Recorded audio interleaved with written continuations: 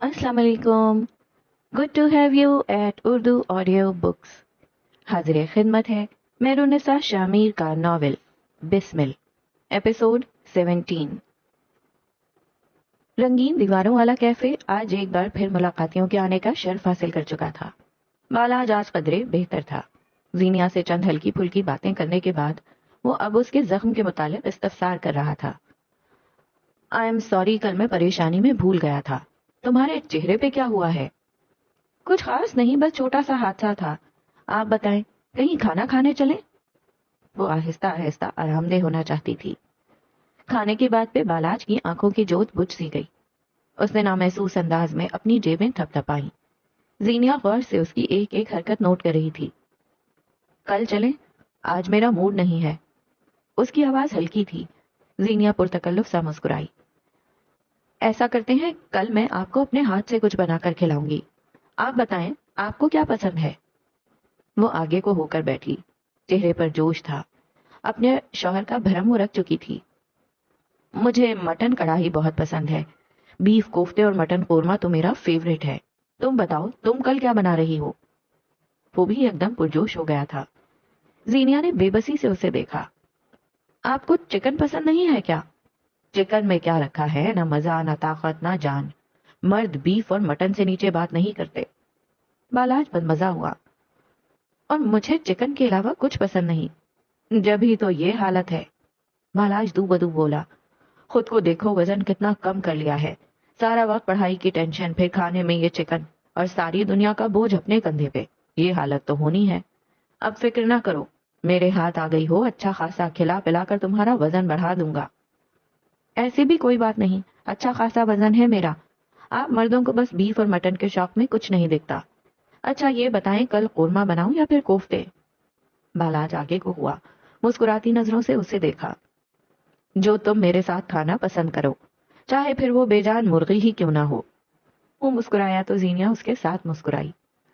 تم بہت اچھی ہو زینی، باتیں مان جاتی ہو. بچپن میں ایسی نہیں تھی تم. اللہ معاف کرے، گاؤں کے لڑکوں کو بھی مارتی تھی اور بیچارہ بشر الزام اپنے سر لے لیتا تھا. آپ کون سا کم تھے؟ مجھے یاد ہے راجا چچا کا بیٹا آپ سے جھگڑا کر کے گیا تھا. آپ نے اسے ٹیوب ویل میں کتنی ڈبکیاں دلوائیں.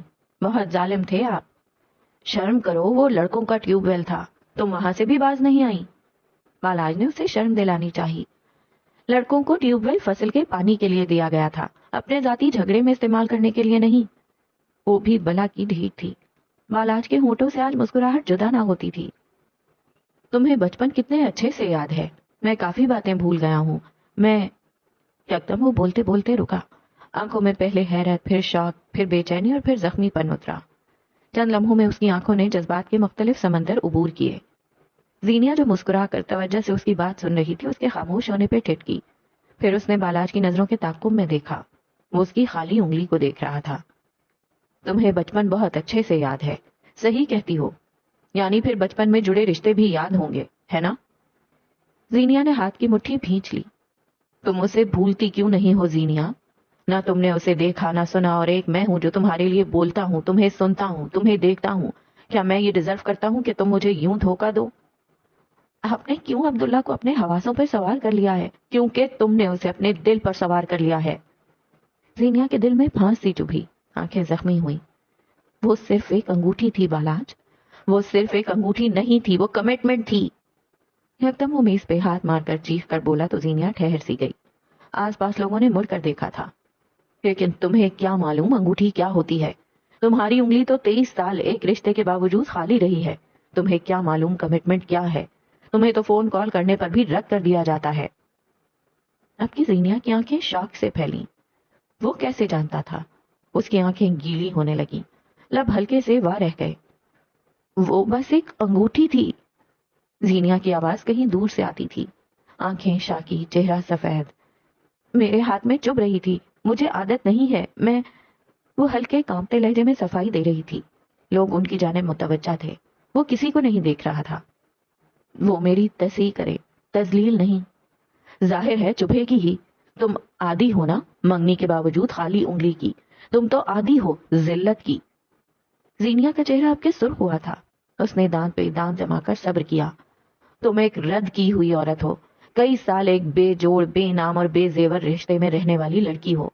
कमिटमेंट, रिश्ता, कैद, ये सब तुम्हें कैसे समझ आएगा? तुम्हें किसी का हक जताना, किसी का पजेसिव होना, अपने नाम के साथ एक महफूज नाम जोड़ा जाना कैसे समझ आएगा? तुम तो वही हो ना जिसने अब्दुल्ला के लिए 23 साल खानदान की बातें सुनी, इंतजार किया और फिर नामुराद हुई। ये कौन था? इख्तियारात मिलते ही वो कौन सा रंग दिखा रहा था? वो मेरी तसी करे, तजलील नहीं। बालाज आगे को हुआ, उसकी आंखों में देखा। वो किनारों से गीली थी, सुर्ख और कर्बजदा भी। तुम अब तक अपने अब्दुल्ला फेज से बाहर नहीं आई ना? तुम अब तक खुद को एक आजाद औरत समझती हो। तुम्हें मोहब्बत और शादी की मनपसंद कैद समझ नहीं आती। तुम ऐसी क्यों हो जीनिया? जीनिया को उसकी आंखों में ऐसी हकारत नजर आई जैसे किसी कोठे वाली के लिए भी ना होती हो। जीनिया ने सारे के सारे आंसू अंदर उतारे। आंखें एक बार फिर मलिका बद की आंखें हुई। ना तुम मुझे खरीद कर लाए हो, ना मैं तुम्हारी जरखरीद गुलाम हूँ, और ना ही तुम वो शौहर हो जिसके लिए मैंने ख्वाब देखे हों। हम दोनों की शादी मुआयदा है। मैं यहाँ तुम्हारे साथ हूं तो तुम्हारी बहन मेरे भाई के साथ है, भूलना मत। वो उंगली उठाकर वार्न कर रही थी। लहजा बुलंद नहीं था मगर हल्का भी नहीं था। वट्टे सट्टे की शादियों में जो कुछ होता है उससे तुम भी वाकिफ हो और मैं भी। इसलिए बालाज यूसुफ मीर। वो दोनों हाथ मेज पे रखे आगे को झुकी। मेरे साथ तमीज से पेश आओ। मुझे ताने मत दो और मेरी इज्जत करो, वरना मेरी एक फोन कॉल 3 घर बर्बाद कर देगी, और तुम जानते हो मैं ऐसा कर सकती हूँ। तुम मुझे धमकी दे रही हो, डरा रही हो मुझे? उसने बाजू सीने पे बांधे तुंदही से पूछा। आसपास से बेनियाज वो 2 बद्दू थे। जो तुम समझो। मुआहिदे की शादी में डर भी रखो, खौफजदा भी रहो, पाबंद भी और तमीजदार भी, वरना अगर यही अमल वहां गवादर में दोहराया गया तो तुम्हें बुरा लग जाएगा। कहते हुए उसने झपट कर बैग उठाया, एक सख्त जताती नजर बालाज पे डाली और कैफे से बाहर निकल गई। बालाज जो मर्जी कर लेता, हकीकत यही थी कि इस एक शादी से कई और ताल्लुक जुड़े थे जिनको तोड़ना फिलहाल उसकी जुर्रत ना थी। सुर्ख बस में सवार वो अफसरदगी से खिड़की से माथा टिकाए हुई थी। रोशनियां, खाने की खुशबू, कॉफी शॉप्स और सड़क के अतराफ में चलते फिरते लोग आज भी पहले जैसे थे। अगर कुछ बदला था तो जीनिया हाकिम का चेहरा। वो बालाज से मिलने खुशी खुशी गई थी। वापसी वैसी नहीं थी जैसी उसने चाही थी। कई बार इंसान अपनी बनाई फैंटेसी में इतना आगे चला जाता है कि हकीकत उसे गैर हकीकी लगने लग जाती है। चलती बस एक जगह रुक गई थी। सामने सड़क पे किसी अमीरजादे की लंबी गाड़ी खराब खड़ी थी। कंडक्टर अब बड़ी शान से अपनी बस में बिठा रहा था। जीनिया यूं ही माथा शीशे से टिकाए बैठी रही। अमीरजादे के आने से बस में दबा दबा जोश बढ़ गया था। आवाजें उसके कानों में पड़ रही थीं। वो बेहिस बैठी रही। उसके पास उस स्पीकर से ज्यादा बड़े मसाइल थे। चंद लम्हों बाद उसे अपने करीब हरकत महसूस हुई। किसी ने 2 नशिस्तों के दरमियान एक बैग रखा था ताकि फासला हो सके। उसके आने से आसपास महंगी खुशबू फैल गई थी। सरकार, शीशा लग जाएगा। सब्ज आंखों वाले मर्द की हल्की आवाज पे भी वो नहीं मुड़ी। बस यूं ही बेहिसो हरकत शीशे पे माथा गिराए सीट पे आगे को हुई बैठी रही। जहां तक मुझे याद पड़ता है तुम एक हलाल डेट पे गई थी, फिर ऐसा क्या हुआ कि यूं हराम शक्ल बनाए बैठी हो? वो अपने मोबाइल पे उंगलियां चलाते हुए पूछ रहा था। एक दुनिया थी जिसे मेहदी कम्बीर को जानना था, सुनना था, उसके मसाइल हल करने थे, अपने मसाइल उसे सुनाने थे। लेकिन वो यहाँ इस बस में बैठा उसका मसला जानना चाहता था, जो सीधे मुंह जवाब भी नहीं देती थी। बेचारे मर्द। झगड़ा हुआ है, वजह क्या थी? दूसरी औरत, उसकी कंजूसी, या फिर तुम्हारा ढीठपन? उसने एक बार फिर कुरेदा। शक करता है मुझ पे। उसकी आवाज हल्की थी, बेहद हल्की, दूर कहीं कर्बजदा भी। उसे लगता है मैं आज भी अपने माजी को याद रखे हुए हूँ। हालांकि मैं माजी भुला नहीं सकी तो उस पे बेहिस जरूर हो चुकी हूँ। जीनिया हाकिम वो लड़की नहीं थी जो यूं बस में बैठे अपना हाल सुना दे, लेकिन उस वक्त उसके जिस्म, दिमाग और दिल पे बहुत बोझ था। वो उससे छुटकारा चाहती थी। इंसान कई दफा अपनी शख्सियत के बरक्स भी काम कर लिया करते हैं। मैं अपने हर अमल से उसको खुश करना चाहती हूँ, लेकिन वो मेरा माजी नहीं भूलता। मैं चाहती हूँ वो भूल जाए, मैं भी भूल जाऊं। मेरा और मेरे शौहर का ताल्लुक बच जाए, बाकी सब खत्म हो जाए। वो गोया अपने आप से कह रही थी। तुम्हारी कोशिश गलत है। तुम माजी को अपनी जिंदगी से निकालने में हलकान हुई जा रही हो, लेकिन हकीकत यही है कि तुम आज भी उससे निकल नहीं सकी। कोई इंसान नहीं निकल सकता। जीनिया ने थकन से आंखें बंद कर ली। वो इतना सच क्यों बोलता था? काश कोई उसका मुंह बंद करवा दे। तुम्हें आज भी अपना माजी याद है? मुझे वो शख्स असबर है। वो बड़बड़ाई, आवाज मेहदी के कानों तक नहीं गई। तुम गिल्टी हो जीनिया, तुम कोशिश कर रही हो कि अपने शौहर के सामने नॉर्मल रह सको, माजी से बहुत दूर। तुम अपने ताल्लुक में कोशिश कर रही हो लेकिन गलत। इंसान और उसका माजी हमेशा साथ रहते हैं। अल्फाज इस्लामाबाद की हवाओं में अमर हो गए। टेक इट इजी, तुम माजी को खुरच नहीं सकती।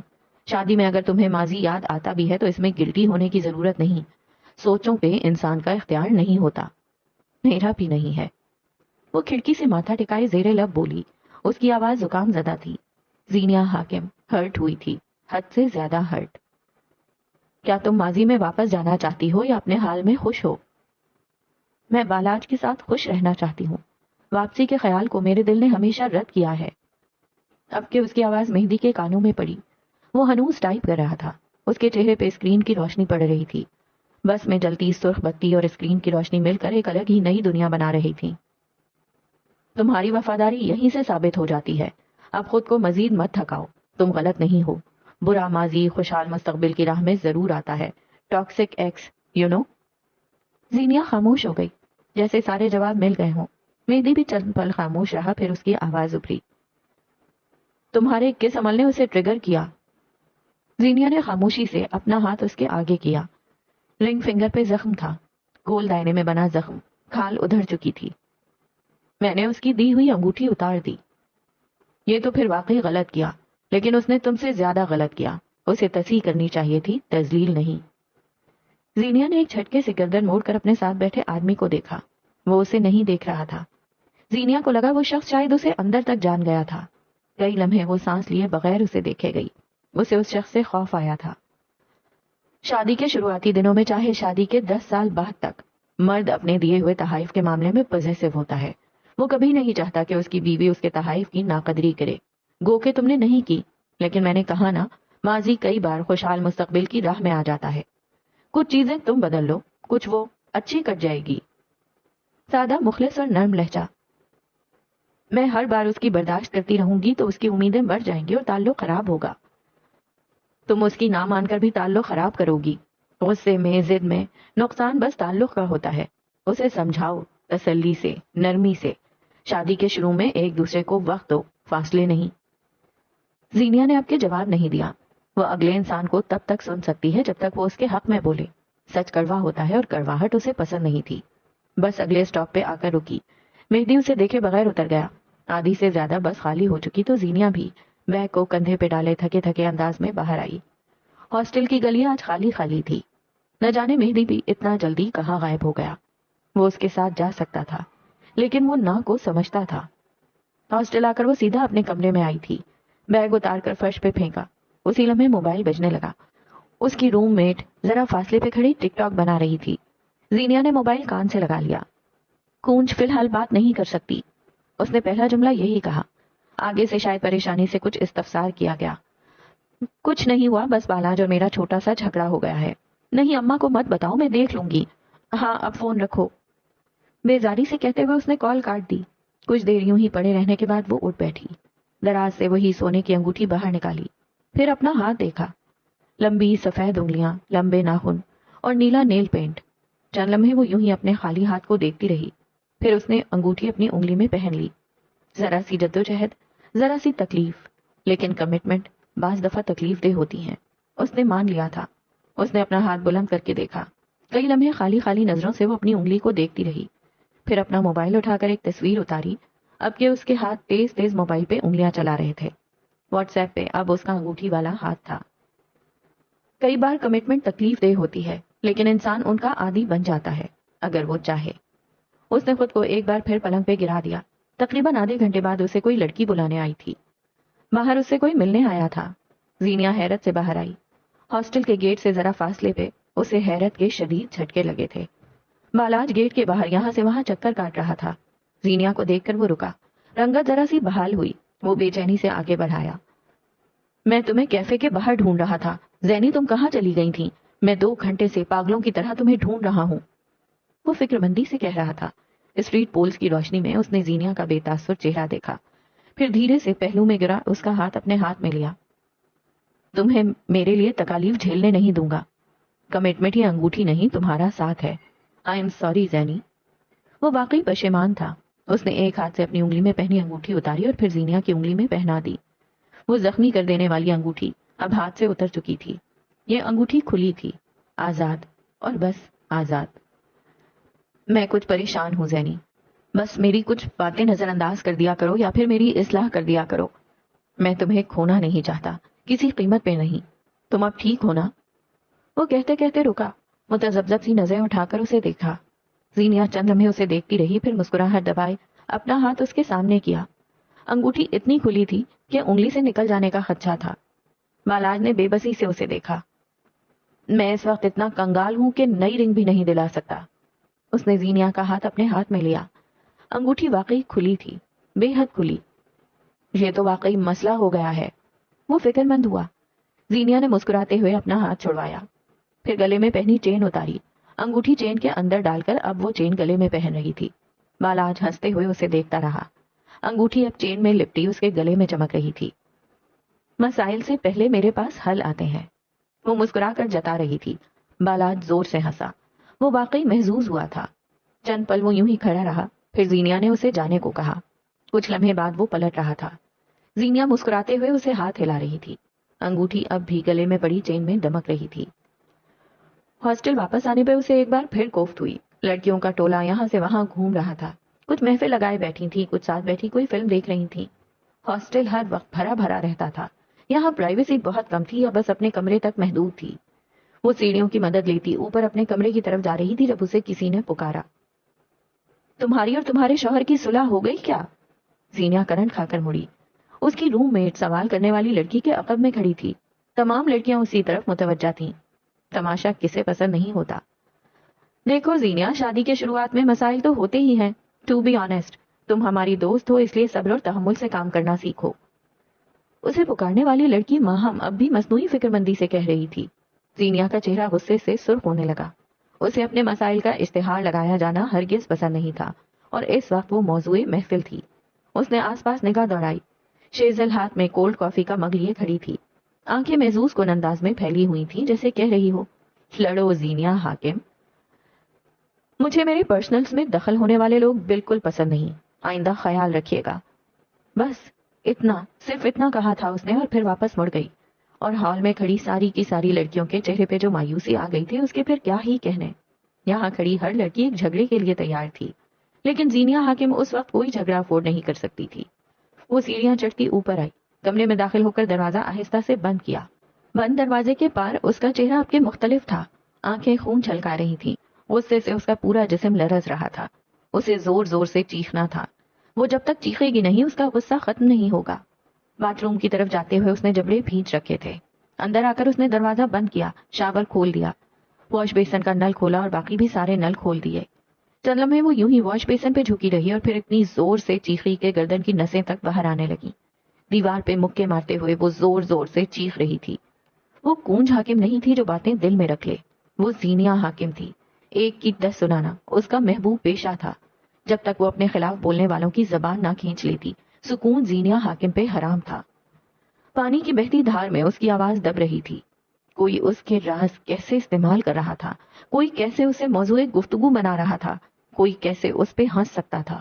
اور وہ واپس کیسے آ گئی، وہ ان کا منہ توڑے بغیر واپس کیسے آ گئی. بری طرح چیختے ہوئے اس کا حلق دکھ رہا تھا. پھر اگلے چند لمحوں میں وہ پرسکون ہونے لگی. ہتھیلیاں سرخ ہو گئی تھیں، جسم کا سارا خون چہرے پہ سمٹ آیا تھا. وہ واش بیسن پہ جھکی بہتی دار کے نیچے ہاتھ پیالے کی صورت پھیلا لیے. اب وہ پانی کے چھینٹے اپنے منہ پہ مار رہی تھی. زخم جل رہا تھا، تکلیف حد سے سوا تھی. وہ ضبط کرتے ہوئے باہر چلی آئی. شیزل اس کے کمرے میں غصے سے چکر کاٹ رہی تھی. یہ کیا بکواس تھی؟ ہاں، منہ کیوں نہیں توڑا اس کا؟ میری باری پہ تو پھاڑ کھانے کو آتی ہونا، اس کی باری پہ کیوں زبان تالو سے چپک گئی تھی؟ دبلی پتلی لڑکی سخت تیش زدہ تھی. زینیا گیلے چہرے اور نم آنکھوں سے اسے دیکھتی رہی. اس نے میرے بارے میں اور کیا کیا کہا ہے؟ وہ سکون لہجے میں کہتی وہ اپنے پلنگ پہ آ کر بیٹھی. شیزل نے ضبط کیا. اس نے کہا مس زینیا حاکم کا شوہر اس پہ شک کرتا ہے، اور آج یونیورسٹی میں اسے کسی لڑکے کے ساتھ دیکھ کر آگ بگولا ہو گیا. اور مزید یہ کہ تم دونوں کا ایک بہت بڑا جھگڑا بھی ہوا ہے، اور بہت جلد وہ تمہیں چھوڑ رہا ہے کیونکہ تم اس کی خاطر اپنے میل دوست کو نہیں چھوڑ سکی.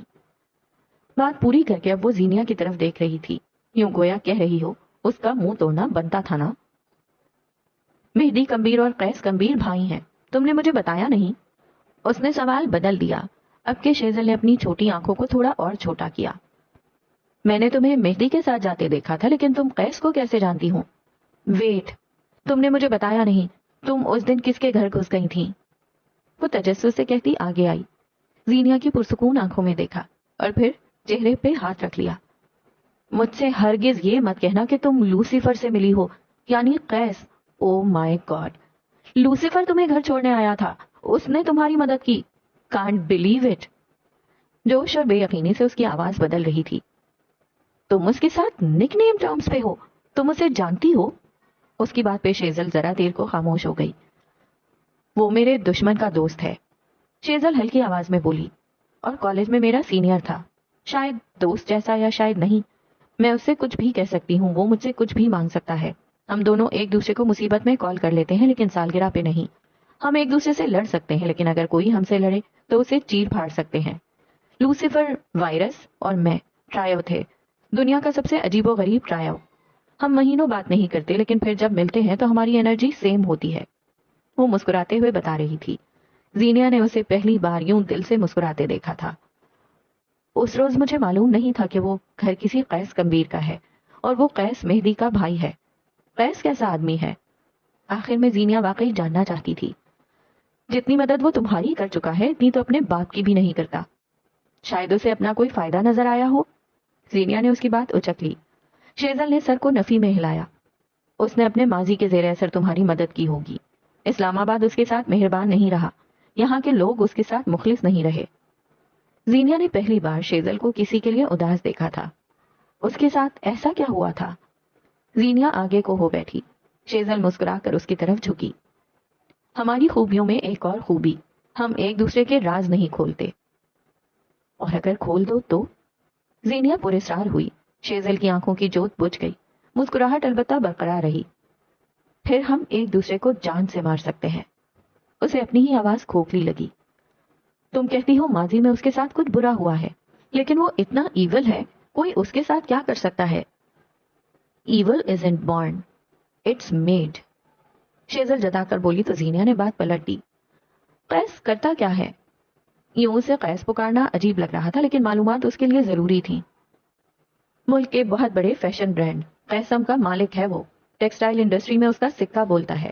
یہ اس کا خاندانی کاروبار ہے جسے کئی سالوں سے وہ خود سنبھال رہا ہے۔ ان دونوں بھائیوں کا تعلق کیسا ہے؟ قیس نفرت کرتا ہے مہدی سے، اور وہ دونوں بھائی نہیں، کزنز ہیں، دنیا کے سب سے انوکھے کزنز۔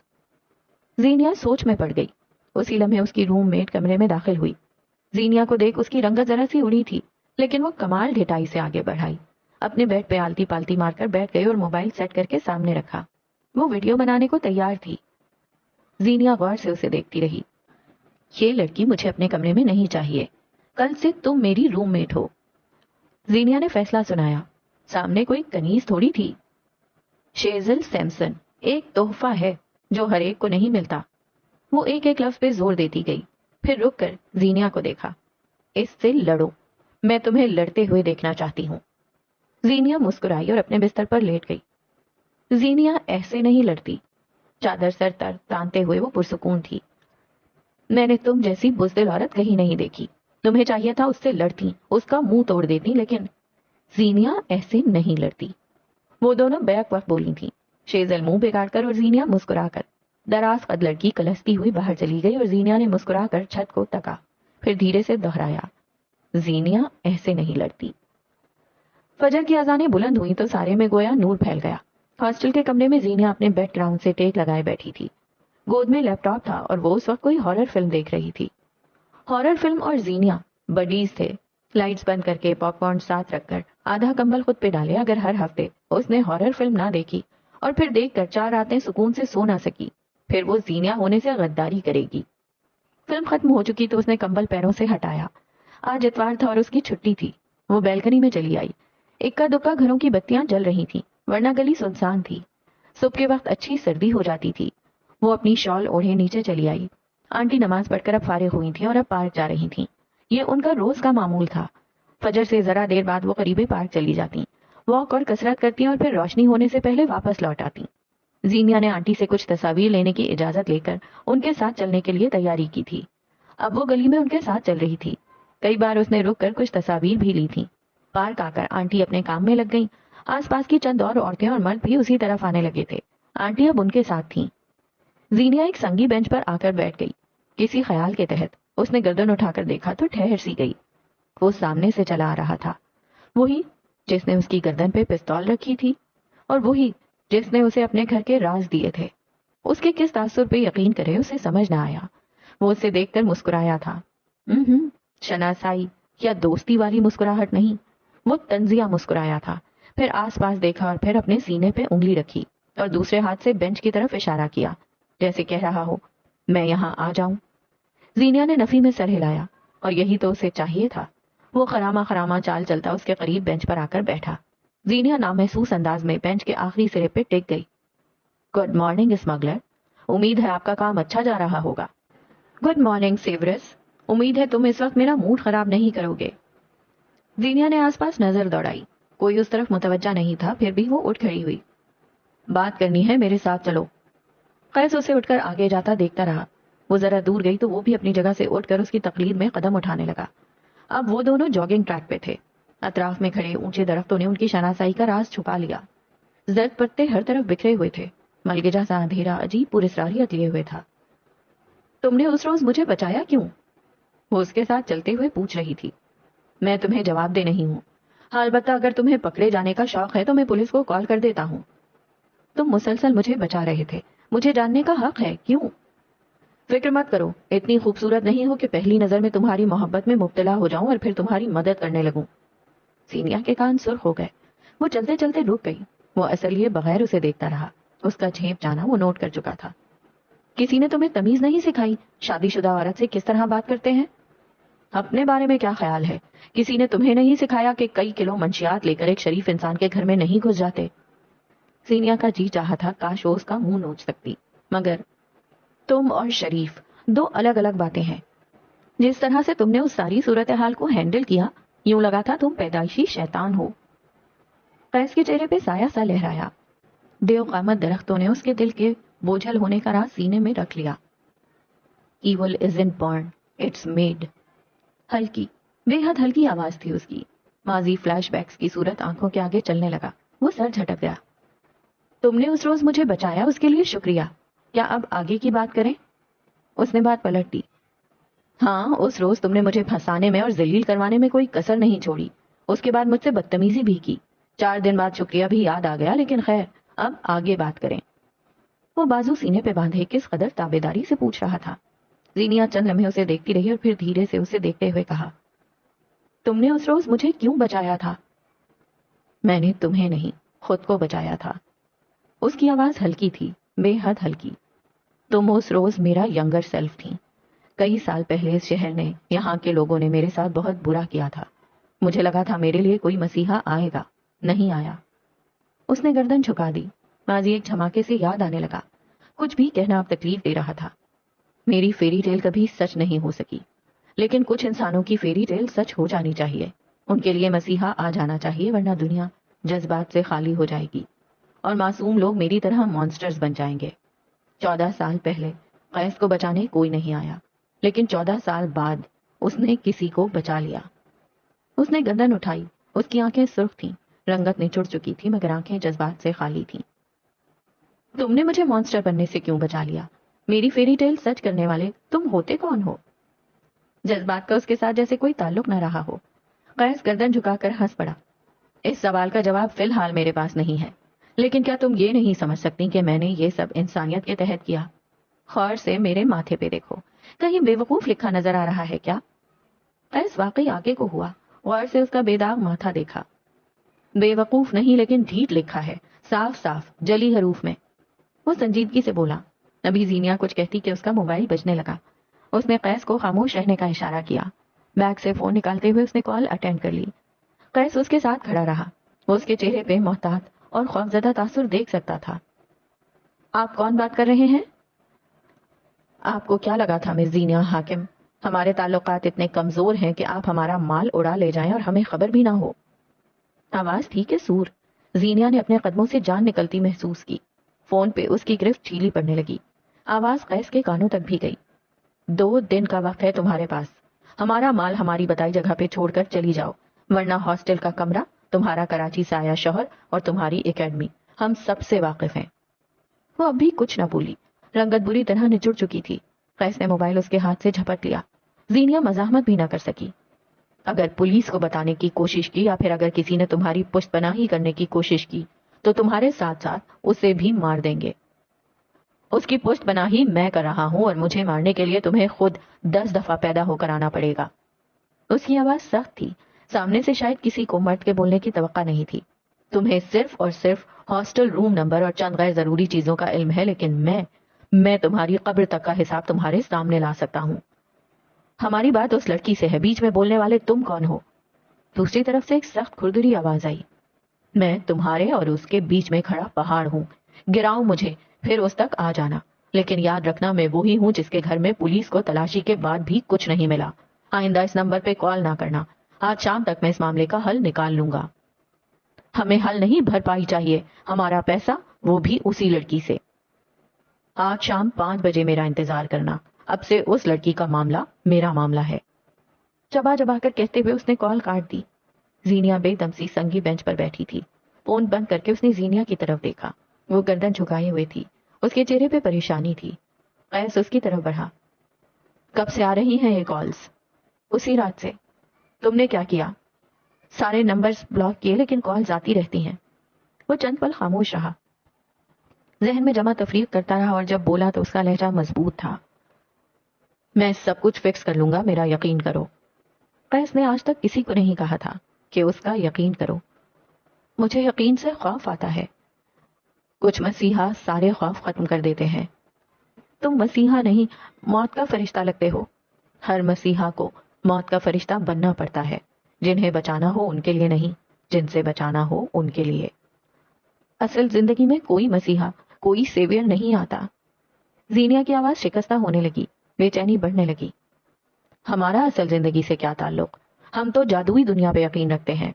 وہاں تو مسیحا آ جاتے ہیں نا. وہ اس کے سامنے کھڑا تھا، یوں کہ تازہ دھوپ اس کی پشت سے ہو کر پلٹ رہی تھی. میں تمہاری اصلیت جانتی ہوں، اچھا بننے کی کوشش مت کرو. وہ بیزار ہوئی. کسی نے مجھ سے کہا تھا کہ میں اتنا برا نہیں ہوں جتنا بنتا ہوں. شاید سچ کہا ہو. زینیا نے بے یقینی سے گردن اٹھا کر اسے دیکھا تھا. یعنی وہ شخص یہ تھا. مہدی کے اسپتال میں داخل ہوتے وقت وہ اس آدمی سے بات کرتی رہی تھی. اسے سانس لینے میں دشواری ہونے لگی. اس شخص سے کب کہاں کیسے تعلق نکل رہے تھے؟ کبھی وہ اس کے لفظوں جیسے الفاظ دہراتی تھی، کبھی وہ سارا زمانہ چھوڑ پناہ لینے اس کے گھر چلی جاتی تھی، اور کبھی اسے دھڑا دھڑ میسج بھیجتی تھی. اگر یہ اتفاق تھا تو کچھ زیادہ ہی اتفاق تھا، اور اگر یہ سازش تھی تو زینیا اس میں پھنسنا نہیں چاہتی تھی. اس لمحے اسے قیس گمبھیر سے خوف آیا. کئی لمحے وہ بس اسے دیکھتی رہی. اسی لمحے اس کندھے کے عقب میں اسے آنٹی نظر آئی. وہ اپنی جاگنگ کر چکی تھی اور اب باقی عورتوں کو الوداع کہہ رہی تھی. زینیا اس سنگی بینچ سے اٹھ کھڑی ہوئی. قیس سے بغیر کچھ کہے اس نے اپنے قدم جانے کو موڑے. وہ جیبوں میں ہاتھ ڈالے اسے جاتے ہوئے دیکھتا رہا. زینیا ذرا سے فاصلے پر جا کر رک گئی. وہ دونوں ایک دوسرے کی سیدھ میں کھڑے تھے. دائیں بائیں اونچے درخت، قدموں تلے پتوں سے بھری سڑک، اور دور کہیں سے نکلتی سورج کی ذرا ذرا سی روشنی جو قیس کی پشت سے ہو کر پلٹ رہی تھی. دونوں کی آنکھیں ایک دوسرے پہ جمی تھیں، اور دونوں کی آنکھیں کچھ کہہ رہی تھیں. میری فیری ٹیل ہمیشہ ٹریجڈی میں بدل جاتی ہیں. زینیا کی آواز ہلکی تھی. تم نے کہانی کی شہزادی بننے کی کوشش کی ہوگی. کچھ کہانیاں ملکہ بد کی بھی ہوتی ہیں، جہاں ٹریجڈی کہانی کو ایک نئی زندگی دیتی ہے. وہ رکا، 2 قدم آگے بڑھا. پتے چرچرائے. دھوپ نے راستہ بدلا. کچھ مسیحاؤں کی مسیحائی پہ یقین کر لینا چاہیے، کیونکہ کبھی کسی دور میں وہ بھی کہانی کا حصہ رہ چکے ہوتے ہیں. ٹھیک ہے، پھر آج تاریخ میں پہلی بار ملکہ بد ایک مسیحا کا اعتبار کرتی ہے. وہ کہہ کر چلی گئی اور قیس کئی لمحے اسے جاتے ہوئے دیکھتا رہا. وہ اسے بچائے گا، یہ طے تھا. گوادر آج تیز بارش میں بھیگ رہا تھا. تیز ہوا کے تھپیڑے بدن کو راحت بخش رہے تھے. کونج حاکم گلابی رنگ کے ڈھیلے ڈھالے کرتے میں ملبوس، بڑے بڑے پائنچوں والا ٹراؤزر پہنے دادی کے پلنگ پہ آڑی ترچھی لیٹی تھی. دادی کے ہاتھوں میں کونج کا موبائل تھا. کونج رسالے کے صفحے آگے پیچھے پلٹ رہی تھی. ساتھ ساتھ دادی کی گوگل ٹرانسلیٹر بھی تھی. دادی کی اردو اچھی نہ تھی، انگلش کے تو پھر کیا ہی کہنے. جب وہ ڈرامہ دیکھتی تھی، کونج ان کے پاس بیٹھ کر انہیں ڈرامہ سمجھاتی تھی. میں تم سے بہت پیار کرتا ہوں علینا، تمہارے بغیر نہیں رہ سکتا، لیکن جب تک تم میری ماں کی عزت نہیں کر سکتی تب تک ہمارا تعلق آگے نہیں بڑھے گا۔ ہیرو نے بڑے ہی جوش سے ڈائلاگ مارا۔ کہہ رہا ہے تمہیں پسند کرتا ہوں، لیکن جب تک تم انسان کی بچی نہیں بنو گی تب تک مجھ سے واسطہ نہ رکھنا۔ حیران نہ ہو، دیسی ورژن ایسا ہی ہوتا ہے۔ میں نے ہر بار تمہیں معاف کیا، تمہارے منگیتر کے تمہیں چھوڑ دینے پر بھی برا نہیں منایا، تمہارے ساتھ کھڑا رہا اور تم آج تک نہیں بدلی۔ ہیرو کے ڈائلاگ اب کے انگریزی میں تھے۔ دادی نے رسالہ پڑھتی کونج کو پیر مارا۔ کونج پہلو بدل کر رہ گئی۔ کہہ رہا ہے میں نے تمہاری پچھلی عاشقی بھی بھلا دی، لیکن تم ہو ہی کتے کی دم۔ دادی نے سر ہلایا، گویا کہہ رہی ہوں صحیح کہہ رہا ہے۔ اسی پل کونج کے موبائل پہ زینیا کی کال آنے لگی۔ دادی اس سے ناراض تھی، سو موبائل کو پلنگ پہ ڈال دیا۔ کونج نے لپک کر موبائل اٹھایا اور ویڈیو کال کر دی۔ دادی اب پلنگ سے اٹھ کر واش روم کی طرف جا رہی تھی۔ موبائل کے چوکھٹے پر اب زینیا کا چہرہ نظر آ رہا تھا۔ کونج یوں ہی الٹی لیٹی رہی۔ شرم نہیں آتی نا؟ بڑی بہن نے 2 لفظ کیا کہہ دیے، تم تو منہ پھلا کر ہی بیٹھ گئی۔ میں ناراض نہیں تھی، بس تھوڑا مصروف تھی، میرے پیپرز ہو رہے ہیں۔ وہ واقعی ناراض نہیں تھی، البتہ شرمندہ ضرور تھی۔ یہ حالت کیا بنا کر رکھی ہے، انسان بن کر رہا کرو کونج۔ اس نے ناگواری سے اس کی حالت پہ چوٹ کی۔ کونج مسکرا دی۔ آج سنڈے ہے زینی، سنڈیز آر فن ڈیز۔ اسلام آباد میں بھی سنڈے ہی ہے، لیکن مجھے دیکھو۔ وہ کرسی پہ بیٹھی تھی، پیر میز پہ رکھے کرسی پیچھے لے گئی۔ یہاں سے وہ ساری کی ساری نظر آتی تھی۔ وہ آج بھی اچھے سے تیار تھی۔ کونج کروٹ بدل کر چت لیٹ گئی اور موبائل اونچا کر لیا۔ میں اور کتنا بڑھوں تیری جانب، تو ہے کہ آسمان ہوا جاتا ہے۔ زینیا نے سر نفی میں ہلایا، جیسے اس کی عقل اور شاعری پہ ماتم کیا ہو۔ بالاج کے ساتھ کیسی گزر رہی ہے؟ بات ہوتی ہے نا؟ ٹھیک جا رہی ہے، اسے چھوڑو۔ نبیلہ باجی کو جو پیسے ادھار دیے تھے وہ واپس لے لیے؟ ایک بار مانگے تھے، ان کے پاس تھے ہی نہیں، دوبارہ مانگ نہیں سکی، شرم آتی ہے۔ اس نے اپنا عذر پیش کیا۔ تم نے پچھلی بار بھی اپنے پیسے نہیں لیے تھے کونج، ہر دفعہ ایسا نہیں چلتا۔ یاد ماضی شرمناک ہے یارب، چھین لے مجھ سے حافظہ میرا۔ اس نے ایک بار پھر لہک لہک کر شعر پڑھا۔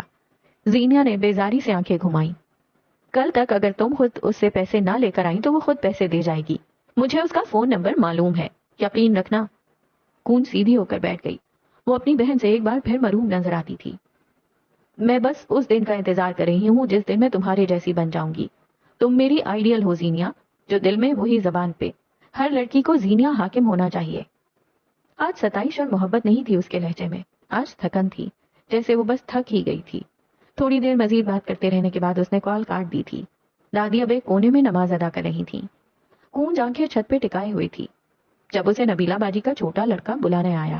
اس کا موڈ نہیں تھا، لیکن پھر بھی وہ بستر سے اتری، پیروں میں چپل ڈالے اور باہر کی راہ لی۔ نبیلہ باجی کا گھر ان کے گھر سے جڑا تھا۔ بیچ میں بس ایک دروازہ تھا جسے پار کر کے اندر چلے جاؤ۔ یہ دروازہ تب سے تھا جب تک حاکم نواب نے یہ گھر خرید نہ لیا۔ پھر جب اسے ہٹانے کا وقت آیا تو نبیلہ باجی نے رو رو کر ابا سے اجازت لے ہی لی کہ وہ اس دروازے کو نہیں ہٹائیں گے، کیونکہ نبیلہ باجی کا ان لوگوں کے سوا ہے ہی کون۔ قصہ مختصر، وہ اس دروازے کا فائدہ اٹھاتے ہوئے ہر دوسرے تیسرے گھنٹے آ دھمکتی تھی۔ کونج گھر کے اندر آئی تو حسب معمول بچے نیم برہنہ اور میلی کچیلی حالت میں تھے۔ اگر نبیلہ باجی کو کہہ دیتی کہ انہیں صاف ستھرا رکھ لو تو بھیا ہم لوگوں کے پاس نئے جوڑے ہوں تو پہنائیں، ایک اتارو ایک پہناؤ۔ وہ برآمدہ پار کرتے سیدھی اندر والے کمرے کی طرف چلی آئی، لیکن اندر آ کر اس کے جسم سے جان نکل چکی تھی۔ آنکھیں کھلی کی کھلی رہ گئیں۔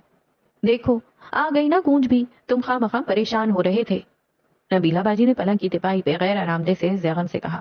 وہ سخت مضطرب تھا اور کونج تو اب تک اس کی یہاں موجودگی کو بھی جذب نہیں کر سکی تھی۔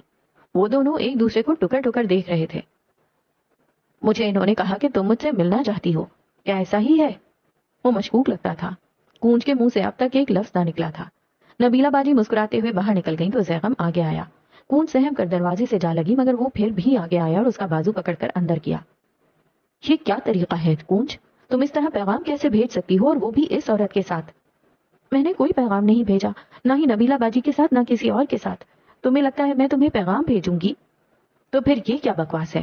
میں اپنے دوست کے ساتھ واپس گھر جا رہا تھا، اس عورت نے دروازہ کھولا اور مجھ سے میرے دوست کے سامنے کہا کہ میری منگیتر مجھ سے ملنا چاہ رہی ہے۔ اس عورت نے ایک غیر مرد کے سامنے تمہارا نام لیا ہے۔ تمہیں اندازہ ہے میری کتنی سبکی ہوئی ہے؟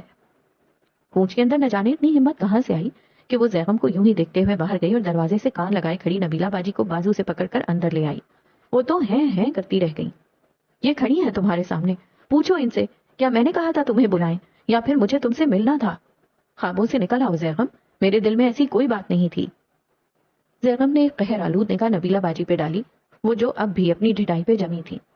ارے ارے، میں تو تمہارا بھلا چاہتی تھی، مجھے کیا معلوم تھا تم دونوں مجھ پہ ہی چڑھ دوڑو گے، اور اگر دوست کے سامنے منگیتر کا نام لے بھی لیا تو ایسا کیا ہو گیا؟ ہمارے معاملات سے دور رہیں خاتون، آئندہ کون سے ملنے اور بات کرنے کی ضرورت نہیں آپ کو، اور ہمارے بارے میں سوچنے کی تو بالکل بھی کوئی ضرورت نہیں۔ اس نے چبا چبا کر الفاظ ادا کیے اور پھر ایک سخت نظر کونج پہ ڈالی۔ وہ اس سے زیادہ سخت نظروں سے اسے دیکھ رہی تھی۔ یوں ہی اسے دیکھتے ہوئے وہ باہر نکل گئی۔ زیغم اس کے پیچھے ہی گیا تھا۔ ابھی وہ چھوٹا دروازہ پار کر کے اپنے گھر جاتی جب زیغم کی آواز اور اپنے ہاتھ میں پکڑے فون کی گھنٹی پہ رک گئی۔ وہ سنجیدہ چہرہ لیے اس کے سامنے کھڑا تھا۔ کال آ رہی ہے نا؟ یہ میرا نمبر ہے، سیو کر لو، آئندہ کسی نبیلہ کی ضرورت نہیں پڑے گی۔ عجیب سے لہجے میں کہتا وہ چلا گیا۔ کونج کی آنکھیں بھر آئیں۔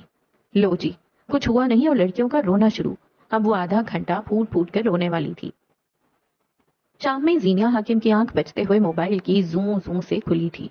وہ پارک سے واپسی پہ جو سوئی تھی پھر اٹھنے کا نام نہ لیا۔ مندی مندی آنکھوں سے ہاتھ یہاں وہاں مار کر موبائل تلاش کیا۔ جلد ہی اس کی تلاش کامیاب ہوئی۔ نیند سے بھری ہوئی آنکھوں سے نام پڑھا اور موبائل کان سے لگایا۔ کاش آپ کے تعاقب کار نے آپ کو واقعی مار دیا ہوتا، وہ بڑبڑائی۔ وہ دوبارہ آ گیا ہے زینیہ، اس نے مجھ پہ حملہ کرنے کی کوشش کی ہے، کیا تم میری مدد کر سکتی ہو؟ یہ شوخ میدی نہیں تھا، یہ روبوٹک لہجہ کسی اور کا تھا۔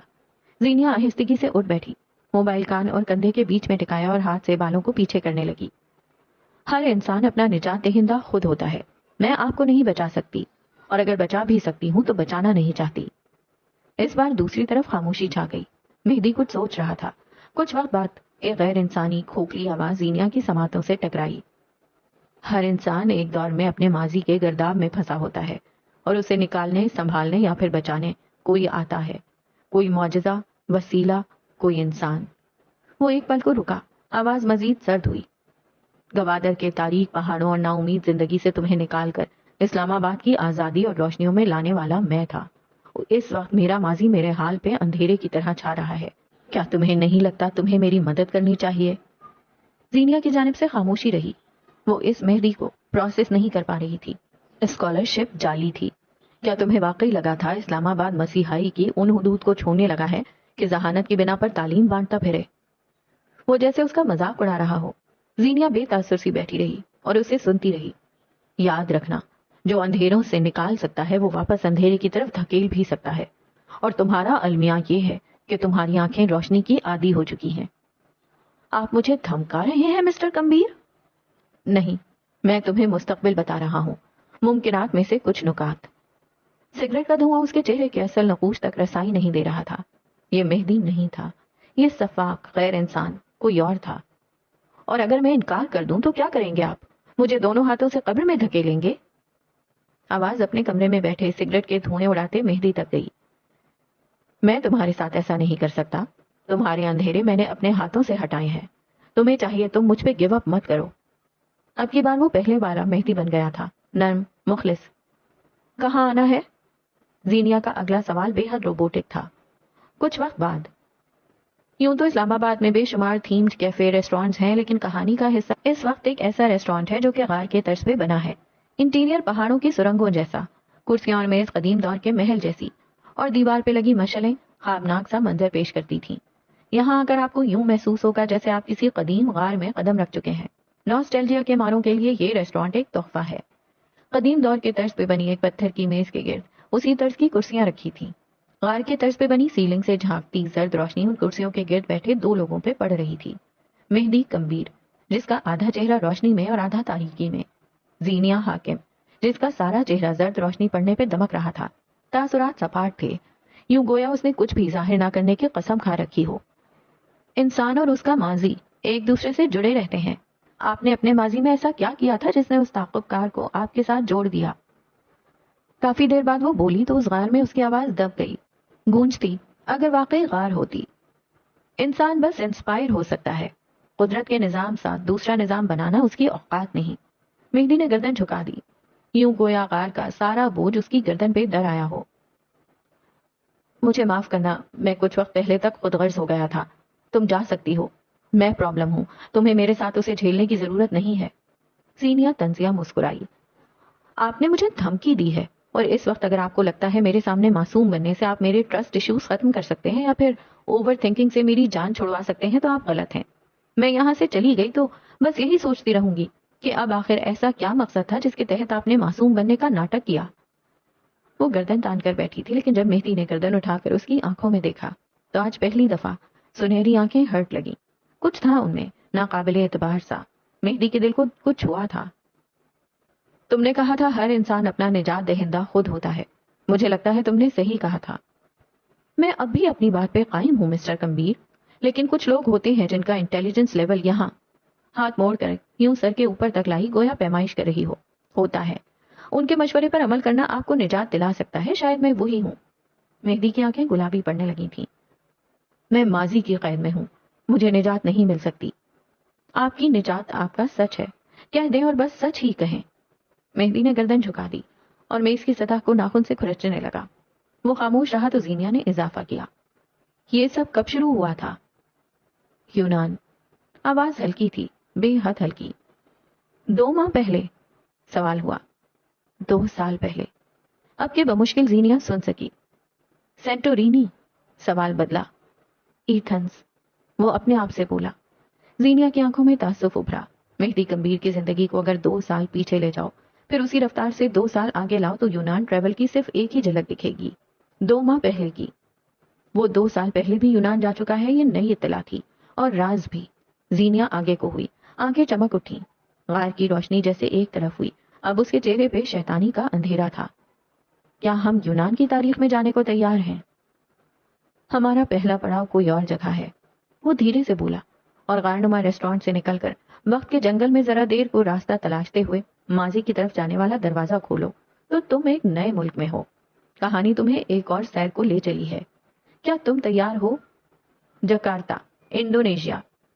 جکارتا انڈونیشیا کا دارالحکومت ہے، اونچی روشن عمارات جو شہر کو زمین میں دھسائے دیتی ہیں، سیاحت کے لیے دل فریب مقامات اور آنکھوں کو خیرہ کر دینے والی روشنیوں کا شہر جکارتا۔ شہر 2 حصوں میں بٹا ہوا ہے، ایک حصہ قدرے پسماندہ ہے، یوں جیسے ہمارے کراچی کے پرانے محلے، اسٹریٹ فوڈز اور مارکیٹس۔ شہر کے اس حصے میں آپ کو ہر سڑک کے اطراف میں ٹھیلا لگائے کھڑے لوگ ملیں گے، جہاں مقامی کھانے بنتے ہیں، لذیذ اور سادہ کھانے جن کے لیے ہمہ وقت لوگوں کا رش لگا رہتا ہے اور رونق رہتی ہے۔ جکارتا شہر کا یہ حصہ آپ کو کراچی کی یاد دلائے گا۔ دوسرا حصہ ہے ماڈرن جکارتا، گو کے دونوں حصے ہی جڑے ہوئے ہیں اور کوئی ظاہری فاصلہ نہیں ہے، مگر شہر کا یہ حصہ ایک الگ دنیا ہے، رنگوں، روشنیوں، اونچائیوں، رنگینیوں اور تعاشی کی دنیا۔ یہاں بڑے بڑے مالز، ریسٹورانٹس اور کاروباری عمارات ہیں۔ دنیا بھر سے سیاح جب جکارتا ایکسپلور کرنے آتے ہیں، یہاں کی روشنیاں دیکھ یہیں کے ہو کر رہ جاتے ہیں۔ اونچی عمارات کو گردن اٹھا کر دیکھو، شاہانہ مالز میں ٹنگے لباس پہ جی لل جاؤ، چائنیز اور امریکن کھانے دیکھ بھوک بڑھاؤ، اور کہانی میں آگے سفر کرو تو ایک شناسا سا آدمی جکارتا کی ایک خوبصورت پل پہ کھڑا نظر آئے گا، بھورے سلیکس کے اوپر سفید گول گلے والی شرٹ اور اس کے اوپر ڈینم جیکٹ، بالوں کے تازہ اسپائکس، بڑھی ہوئی شیو، گلے میں لٹکتی ایک لمبی چین جس میں ہمنگ برڈ کا لاکٹ تھا۔ سبز آنکھوں میں الوہی تاثرات تھے، سیاحت اسے پرجوش کرتی تھی، لوگ اسے فیسینیٹ کرتے تھے۔ یہ پل ایک مصروف سی شاہراہ کے اوپر بنا تھا، بنیادی طور پہ اسے فلائی اوور کہنا چاہیے، لیکن یہاں گاڑیوں اور کسی بھی قسم کی سواری کا گزر نہیں ہوتا، سو ہم اسے پل کہہ سکتے ہیں۔ فن تعمیر کی اعلیٰ مثال، اور ایک بھول بھلائیاں جیسا یہ پل ہر دم زرد روشنی سے دمک رہا ہوتا ہے۔ فرش پہ بھی اسی قسم کی روشنیاں ہیں، یوں کہ اگر آپ پیر رکھیں تو روشنی تیزی سے سفر کرتی آگے سے پیچھے ہو جائے گی۔ یہ ایک انتہائی خوبصورت واک ہے۔ مہدی کمبیر، تم؟ زرد روشنیوں والی پل پہ چلتا مہدی ایک آواز پہ مڑا تھا۔ تم نے مجھے بتایا نہیں تم جکارتا آ رہے ہو؟ وہ شخص شکوہ کرتے ہوئے آگے آیا۔ مہدی بھی خوشگوار حیرت سے آگے بڑھا اور اس شخص سے بغلگیر ہوا۔ زوریز بن ریان، تم یہاں؟ وہ اس پاکستانی نژاد برطانوی شہری سے کہہ رہا تھا، وہ جس کا حسن مغربی تھا اور لہجہ مشرقی۔ مہدی کمبیر نے اس کے ساتھ 1 سال تک یورپ ٹور کیا تھا۔ 2 سالوں سے وہ دونوں رابطے میں تھے اور اب یوں اچانک یہاں مل رہے تھے۔ دونوں خوش تھے، حیران بھی، خوشی زیادہ تھی۔ کچھ دیر بعد وہ دونوں کافی کے کپ لیے پل کی ریلنگ کے پاس کھڑے تھے۔ یہ جگہ کافی اونچائی پہ تھی، نیچے دوڑتی گاڑیاں اور چلتے ہوئے لوگوں کو بخوبی دیکھا جا سکتا تھا۔ اب کہ ان کے ساتھ ایک لڑکی بھی تھی۔ تمہارا اگلا سفر کیا ہے مہدی؟ اب کے زوریز کے ساتھ کھڑی لڑکی نے پوچھا تھا۔ وہ افریقہ سے تعلق رکھتی تھی اور سیاہ فام تھی۔ موٹے ہونٹ اور بالوں کی چھوٹی چھوٹی چوٹیاں بنائے کھڑی اس لڑکی کی آنکھیں دنیا کی سب سے خوبصورت آنکھیں تھیں۔ اسے اردو بولنا آتی تھی اور کافی شستہ آتی تھی۔ میں 2 دن بعد ایتھنز جا رہا ہوں جاشیا، وہاں ایک آرٹ ایگزیبیشن ہے اور بہت بڑی تقریب بھی۔ یونان اپنی تاریخ کا ایک حصہ اپنے ساتھی ملک کو تحفے میں دے رہا ہے۔ ہر ملک سے کچھ لوگوں کو بلوایا گیا ہے، میں بھی ان لوگوں میں شامل ہوں۔ لڑکی حیرت سے مسکرائی۔ زوریز نے مہدی کا کندھا تھپکا۔ وہ اس کے لیے خوش تھا، بے حد خوش۔ زوریز مہدی کے بے لوث دوستوں میں سے تھا۔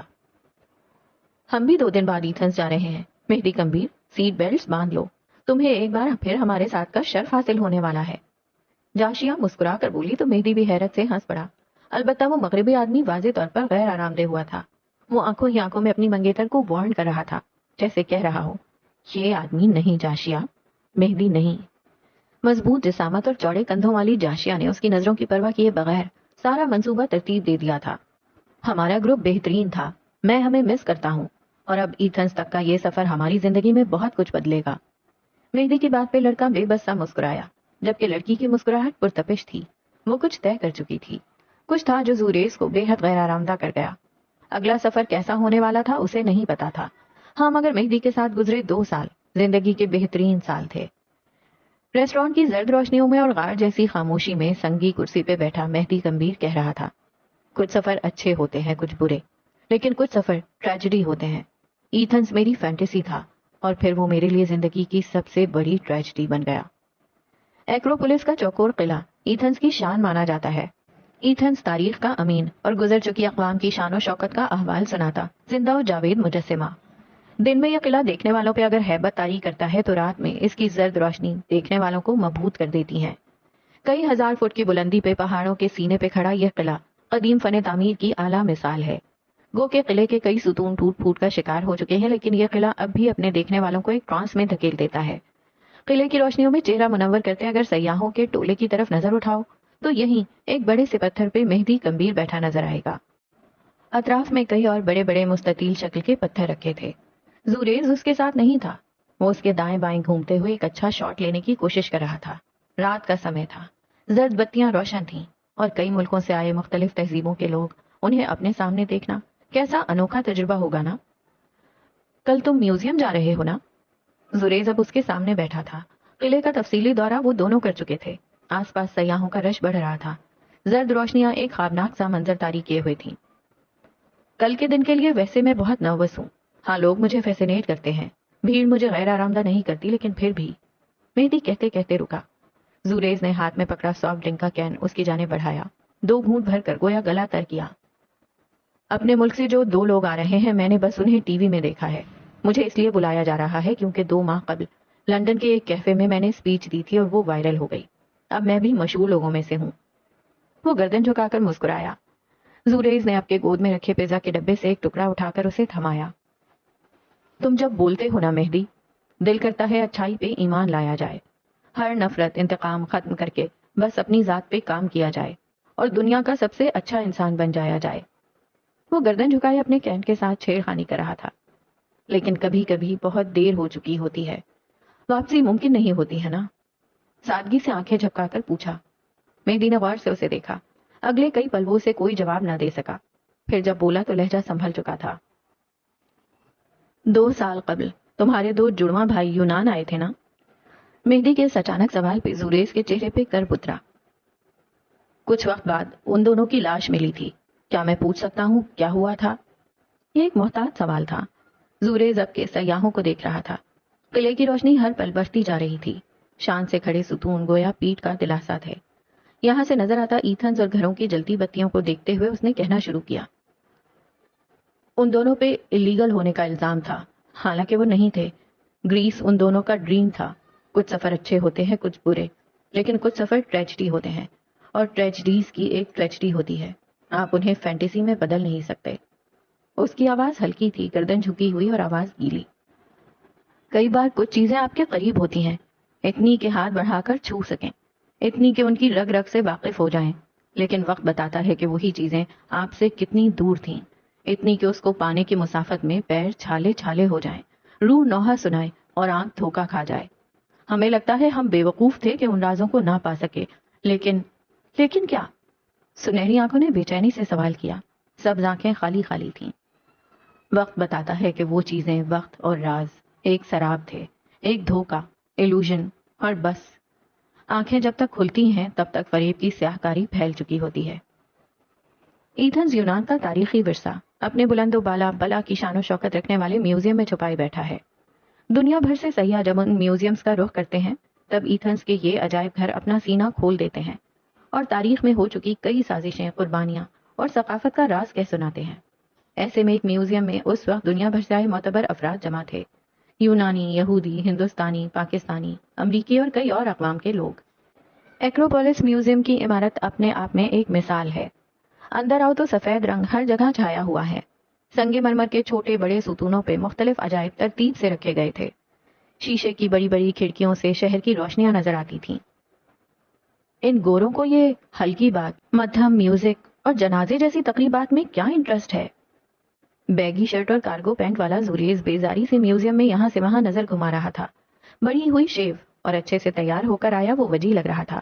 وہ مہدی کے مہمان ہونے کے ناطے یہاں آیا تھا، ورنہ آج کسی بھی فرد کا داخلہ ممنوع تھا.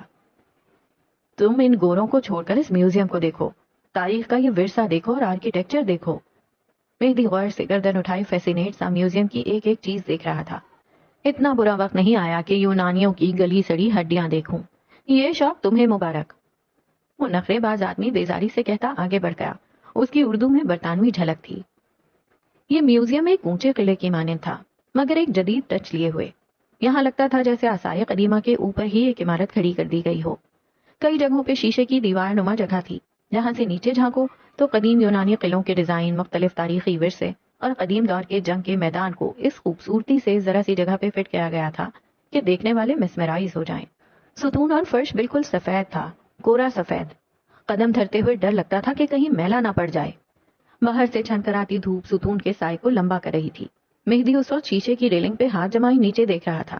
ایک جنگی میدان کی شبیہ، گھوڑے، فوج، ہتھیار، سپاہی. یوں اونچائی پہ کھڑے ہو کر نیچے دیکھنے والے کو واقعی یوں لگتا تھا جیسے وہ اپنے سے ذرا فاصلے پر جنگ ہوتے دیکھ رہا ہو. اس کے عقب میں کسی نے اس کے کندھے پہ دستک دی تو وہ ٹرانس سے باہر آیا. یہ سب کتنا خوبصورت ہے نا؟ مہدی کی آنکھیں اب بھی مڑ مڑ کر اس منظر کو دیکھ رہی تھیں. یہ سب کتنا حقیقی ہے نا؟ جی چاہتا ہے آگے بڑھ کر چھو لوں. تم اسے آگے بڑھ کر چھوؤ گے اور یہ تحلیل ہو جائے گا. اگر نہ ہوا تو غیر حقیقی ہو جائے گا، بالکل ایک سراب کی مانند، ایک ایلوژن جیسے. ہر وقت ایک ڈارک سائیکالوجی ساتھ رکھتے ہو، تھک نہیں جاتے؟ زوریز مسکرایا مگر اس کی آنکھیں نہ مسکرا سکیں. میرے بھائیوں کو قتل کیا گیا تھا مہدی. ان دونوں نے 2 پولیس والوں کو ایک لڑکی کے ساتھ زیادتی کرتے ہوئے دیکھا تھا. وہ عینی شاہد تھے، اپنی ٹریول میٹ کے ساتھ ہوئی زیادتی کے شاہد. انہیں الیگل قرار دے کر جیل لے جایا گیا. ہماری حکومت نے ان کی داد رسی نہیں کی، صرف اس لیے کیونکہ ہم ہیکرز تھے. مہدی بھونچکا سا رہ گیا. اس وقت زوریز بول رہا تھا اور مہدی ساکن تھا. ہاں، ہم ہیکرز تھے. ہم کئی ملکوں کا کانفیڈینشیل ڈیٹا چوری کر کے دوسرے ملک کو بیچتے تھے، لیکن ہم نے کبھی اپنے ملک سے غداری نہیں کی تھی. ہم نے کسی کو مارا نہیں تھا. پھر ہمیں کیوں مارا گیا؟ صرف اس لیے کیونکہ ہمارا تعلق اس ملک سے تھا جہاں دہشت گردی عام تھی. لیکن کیا ہم وکٹمز نہیں تھے؟ دہشت گردی بھی ہمارے ملک میں ہو اور ذلت بھی ہم اٹھائیں. وہ رک گیا، کہتے کہتے تھم گیا. سب کہتے ہیں کہ ان دونوں نے جیل سے بھاگنے اور پولیس والے کو مارنے کی کوشش کی تھی. ہنس جیسے سفید میوزیم میں کھڑے مہدی نے چند الفاظ کہے. وقت بتاتا ہے کہ وہ چیزیں، وقت اور راز ایک سراب تھے، ایک دھوکا، ڈیلوژن اور بس. آنکھیں جب تک کھلتی ہیں تب تک فریب کی سیاہ کاری پھیل چکی ہوتی ہے. زوریز تلخی سے بولا تھا. کئی سارے اعلیٰ افسران کی میت میں وہ خاص تاریخی ورثہ بالآخر دنیا کے سامنے لایا جا رہا تھا. پہیوں والے ماربل کے ٹکڑے پہ رکھا چوکور شیشہ، اور اس شیشے کے اندر رکھا وہ ورثہ. سیاہ کپڑے سے شیشے کو ڈھک دیا گیا تھا. اونچے ستون اور ماربل پر رکھے عجائب رازداری سے گردن موڑے اس ورثے کو دیکھنا چاہتے تھے. اور عین اسی لمحے ایک اعلیٰ شخصیت نے کپڑا اٹھایا. جانتے ہو مہدی، ایک کامیاب ہائسٹ کیسی ہوتی ہے؟ اور کسی بھی ہائسٹ کے لیے سب سے ضروری چیز کیا ہے؟ میوزیم کے سفید احاطے میں کھڑا زوریز نظریں دور تقریب پہ جمائے کہہ رہا تھا. اس کی بھوری بڑھی ہوئی شیو دھوپ پڑنے پہ چمک رہی تھی. کان جیسی نیلی آنکھوں میں تپش تھی. اندر ایک سنہری بروچ تھا جس کے اوپر سرخ اور نیلے ہیرے لگے تھے، اور ان ہیروں کے اطراف میں عبارت کندہ تھی. دیکھنے والے اسے دیکھتے رہ گئے تھے. یہ ایک قدیم تاریخی ورثہ تھا جسے یونان اپنے ایک دوست ملک کے اعلیٰ حکام کو تحفتاً دے رہا تھا. لوگ دم سادے کھڑے تھے. بروچ کو باہر نکالا گیا، ہاتھ میں لے کر اسے بلند کیا گیا. اس سفید میوزیم کا سب سے رنگین ٹکڑا. ایک کامیاب ہائسٹ کے لیے ٹیم ورک کی ضرورت ہوتی ہے، پلان کی، اور ہر پلان کے 3 بیک اپ پلانز کی بھی۔ لوگ کہتے ہیں فلاں ملک میں کرائم نہیں، فلاں جگہ قتل ڈاکہ ممکن نہیں۔ جھوٹ کہتے ہیں، کرائم ہر جگہ ہر ملک میں ہوتا ہے، بس آپ کے پاس ایک پلان ہونا چاہیے، ہر جھول سے پاک آزاد پلان۔ بروج نکالا گیا اور اب یونان کا ایک اعلیٰ عہدیدار اپنے دوست ملک کے ساتھی کے کوٹ کی جیب پہ وہی بروج لگا رہا تھا۔ دفتن وہ شخص ٹھہرا، اپنے کوٹ پہ ہاتھ چلاتے آدمی کا ہاتھ پکڑ لیا اور یوں ہی کھڑے کھڑے اس کا ہاتھ ہوا میں بلند کیا۔ اس کی آنکھیں تشویش سے سکڑی تھیں اور پھر یکدم اس کی آنکھوں میں ناگواری اتر آئی۔ وہ آرٹ کلیکٹر تھا، ان کی آنکھیں ایکس رے ہوتی ہیں، اور سب سے اہم اور رسکی چیز ہوتی ہے چوری کی جگہ سے کسی کو اپنے ساتھ ملا لینا۔ جس دن کسی جگہ، کسی ملک، علاقے سے ایک غدار آپ کے ساتھ مل جائے، اس دن وزیر اعظم ہاؤس میں بھی ہائسٹ ممکن ہے، اور وائٹ ہاؤس میں بھی۔ مہدی نے سنہرے بروج سے نظر ہٹا کر اسے دیکھا۔ چوری کیا ہوتی ہے؟ زوریز مسکرایا اور مہدی کے کان کے پاس جھکا۔ چوری سراب ہوتی ہے، ایک بھرم، کسی کو الوژن دکھاؤ اور پھر متاع حیات لوٹ لو۔ یہ نقلی ہے۔ الفاظ ہتھوڑے کی مانند وہاں کھڑے تمام افراد کے سر پر لگے تھے۔ مختلف ممالک سے آئے آلاف سران، اونچے عہدے کے لوگ، ہر کوئی دم ساتھ گیا۔ مہمان آدمی نے میزبان کو ایک حقارت زدہ نظر سے دیکھا اور باہر نکلتا چلا گیا۔ زوریز نے پاس ہی کسی ایک اعلیٰ یونانی افسر کو تھمز اپ کا اشارہ کیا تھا۔ اس وقت اس پل یونانی حکومت اور دفاعیہ اداروں کے سر پہ گویا ساری دنیا کے پہاڑ گر پڑے ہوں۔ ایتھنز شل رہ گیا، ساکت، بے سانس، خالی۔ غارنما ریسٹورانٹ کی زرد بتیاں ایک پل کو ساکت ہو گئی تھیں۔ آس پاس کانٹے چمچ کی آواز کانوں میں سور کی طرح چبھ رہی تھی۔ مہدی کی آنکھیں بے طرح سرخ ہو چکی تھیں، گلابی پن بڑھ گیا تھا۔ زینیا آگے کو ہوئی۔ اس کے بعد کیا ہوا تھا مسٹر کمبیر؟ مہدی نے گردن جھکا دی۔ ٹریول میرا شوق نہیں، اسکیپ ہے۔ میں نے آدھی زندگی اندھیروں میں گزار دی، اب بھی ایک حصہ اندھیرے میں ہے۔ ٹریول نے مجھے روشنی دی، سکون دیا۔ ٹریول نے مجھے نام دیا، میرے الفاظ لوگوں تک پہنچائے۔ میں واپس اندھیرے میں نہیں جانا چاہتا تھا۔ اس کی آنکھ کے کونے سے ایک آنسو ٹوٹ کر گرا۔ میں اپنے نام کے ساتھ ایک داغ نہیں چاہتا تھا۔ بادلوں کی اونچائیوں کو چھوتی ایتھنز کے ایک ہوٹل کی یہ عمارت اس وقت اضطراب میں مبتلا تھی۔ پولیس کی ایک بھاری نفری ہر سوئٹ، کمرے اور لابی کو چھان رہے تھے۔ اپنے سوئٹ کی بالکنی میں کھڑا مہدی گلاس وال سے باہر پولیس کو اپنا کام کرتے ہوئے دیکھ رہا تھا۔ اس کی آنکھوں میں بے چینی تھی، چہرہ سفید پڑ رہا تھا۔ کچھ تھا جس کا الہام اسے ہو چکا تھا۔ سارا ایتھنز الٹ پلٹ کر دیا گیا تھا۔ یہ کوئی معمولی آرٹ ہائسٹ نہیں تھی۔ یونان کو اپنے مہمان اور دوست ملک کے آگے سبکی اٹھانی پڑی تھی۔ تقریب میں موجود ایک ایک شخص کا ڈیٹا، کھانا پینا، یہاں تک کہ اس کے پیدا ہونے کی جگہ تک معلوم کروا لی گئی تھی۔ کچھ ہو تو ملے نا۔ کہہ دو کہ یہ تم نے نہیں کیا، کہہ دو کہ میں زیادہ سوچ رہا ہوں۔ بیٹ کی پائتنی پہ بیٹھا مہدی گویا خود سے کہہ رہا ہو۔ زوریز نے بے یقینی سے سینے پہ ہاتھ رکھا۔ یعنی تم یہ کہنا چاہتے ہو کہ یہ چوری میں نے کی ہے؟ اوہ کم آن مہدی، کل اگر میں تم سے قتل کا طریقہ ڈسکس کروں گا تو کیا میں قاتل ہو جاؤں گا؟ وہ بیزاری سے کہہ رہا تھا۔ دور کہیں مہدی جانتا تھا وہ جھوٹ کہہ رہا ہے۔ پولیس اسے صرف اس بنا پر نہیں پکڑ سکتی تھی کہ ماضی میں اس کے بھائیوں کا ریکارڈ برا رہا ہے۔ مہدی سر پکڑے بیٹھا رہ گیا۔ اندھیرا ہر سو پھیل رہا تھا لیکن مہدی کی آنکھیں کھل چکی تھیں۔ کئی بار آپ ویلن یا ہیرو نہیں ہوتے، بعض دفعہ آپ وکٹمز ہوتے ہیں، اور وکٹمز کہانی کا بہترین رخ دیکھ سکتے ہیں۔ میں بھی کہانی کا وہ رخ دیکھ چکا تھا۔ میں وکٹم تھا، ویلن نہیں۔ گھڑی رات کے 12 بجا رہی تھی جب مہدی کا موبائل زور زور سے تھر تھر آیا۔ چوتھی منزل پہ واقع مہدی کے سوئٹ میں بتیاں بجھی ہوئی تھیں۔ وہ بیلکنی میں رکھے صوفے پہ سو رہا تھا۔ ایک ہاتھ نیچے لٹک رہا تھا اور آنکھیں بند تھیں۔ موبائل کی آواز پر اس کی نیند میں خلل پڑا۔ وہ مندی مندی آنکھوں سے فون کان سے لگا گیا۔ آواز خمار میں ڈوبی ہوئی تھی لیکن اگلے ہی پل اس کی نیند بھگ سے اڑی تھی۔ بیلکنی سے نظر آتی ایتھنز کی روشنی یکدم اس کی آنکھوں میں چبھنے لگی۔ وہ فون کان سے لگائے دیوانہ وار اندر کی جانب بھاگا۔ زوریز وہاں نہیں تھا۔ مہدی اسے نیم اندھیرے سوئٹ میں شل سا کھڑا رہ گیا۔ وہ کہانی کا وکٹم تھا، اسے استعمال کیا جا چکا تھا اور اب اس کے پاس کوئی جائے فرار نہیں تھی۔ تمام راہیں آج مہدی کمبیر پہ مسدود ہوئیں۔ لیمپ کی زرد روشنی میں اسے ایک سٹیکی نوٹ نظر آیا۔ شل ہوتے قدموں سے مہدی نے وہ نوٹ اٹھا لیا۔ تمہیں جب کبھی میری ضرورت پڑے، میں تم سے ایک فون کال کی دوری پہ ہوں۔ میرے الفاظ جھوٹ تھے، جذبات اور دوستی نہیں۔ مہدی دھیرے دھیرے فرش پہ بیٹھتا چلا گیا۔ اسے دنیا اپنے سر پہ گھومتی محسوس ہوئی۔ میں جب کسی ملک جاتا ہوں تو میرے اندر تازگی بھر جاتی ہے۔ ایک شہر، گھر، ملک مجھے گھٹن میں مبتلا کر دیتا ہے۔ اس دن اگر میں وہ سب نہ کرتا تو مجھے ڈیپورٹ کر دیا جاتا، ساری دنیا جان جاتی کہ ایک شخص جسے مہدی کبیر کے مہمان خصوصی کے طور پہ تقریب کا حصہ بنایا گیا وہ آرٹ تھیف تھا۔ دوست کی اچھائیوں کا کریڈٹ آپ کو ملے نہ ملے، لیکن اس کے گناہوں میں آپ کا حصہ ضرور ہوتا ہے۔ میں اپنے شاندار کیریئر پہ ایک دھبا نہیں چاہتا تھا، یہ مجھ سے نہیں ہوا۔ لابی میں کھڑا نیلی آنکھوں والا افسر تیز تیز انگریزی میں کچھ کہہ رہا تھا۔ مہدی شل ہوتے جسم اور جھکتی ہوئی گردن کے ساتھ اس کے سامنے کھڑا تھا۔ پاکستان سے آئے ایک اعلیٰ افسر بھی یہیں موجود تھے۔ وہ آدمی تمہاری ذمہ داری تھا مہدی، اسے تم لائے تھے، اب وہ یہاں نہیں ہے۔ سی سی ٹی وی میں اس نے اپنا سراغ چھوڑا ہے، یعنی وہ بتانا چاہتا تھا کہ اس نے ہمیں گرایا ہے۔ پولیس افسر ترش لہجے میں کہہ رہا تھا۔ مجھے وہ آدمی لا کر دو مہدی کمبیر، ورنہ ڈی پورٹ اور ڈی فیم ہونے کے لیے تیار رہو۔ وہ کوئی معمولی سپاہی نہیں تھا، وہ اعلیٰ عہدیدار تھا۔ زبان اس کی تھی، الفاظ اس کی حکومت کے تھے۔ کچھ دیر بعد پول سائڈ پہ بیٹھا مہدی فون کان سے لگائے ہوئے تھا۔ اس کے پاس ایک نمبر تھا جو زریز نے اس کے لیے چھوڑا تھا۔ پانی کا جھلملاتا عکس اس کے چہرے پہ پڑ رہا تھا۔ اگر نظر گھما کر دیکھو تو آس پاس کئی اور لوگ تھے، ایک سیٹ اپ لگا کر بیٹھے چند ہیکرز، پولیس اور کئی اعلیٰ عہدیدار۔ گھنٹی جا رہی تھی اور کال اٹینڈ ہو گئی۔ دونوں کئی پل خاموش رہے۔ تم نے کہا تھا اگر کبھی مجھے ضرورت ہو تو تم بس ایک کال کی دوری پہ ہو، کیا اسے سچ مان لوں یا پھر یہ بھی فریب ہے؟ اس کے لہجے میں تلخی کا شائبہ تک نہیں تھا، وہ بس پوچھ رہا تھا۔ دوسری جانب خاموشی رہی۔ تم نے کہا تھا مجھے سن کر لگتا ہے کہ اچھائی پہ یقین کیا جائے، کیا تم ایک بار میری ان باتوں کو سننے آ سکتے ہو؟ شاید میرے الفاظ کچھ بدل سکیں۔ زریز نے گلا تر کیا اور کچھ کہنے کو لب کھولے۔ وہ شرمندہ تھا، مہدی کو استعمال کیا جانا غلط تھا۔ میں اپنے بھائیوں کی موت نہیں بھولا تھا مہدی، مجھے انتقام چاہیے تھا، اور صرف میں نہیں، میری پوری ٹیم جن میں 10 لوگ شامل تھے۔ ہم سب کے ساتھ کچھ نہ کچھ ہو چکا تھا۔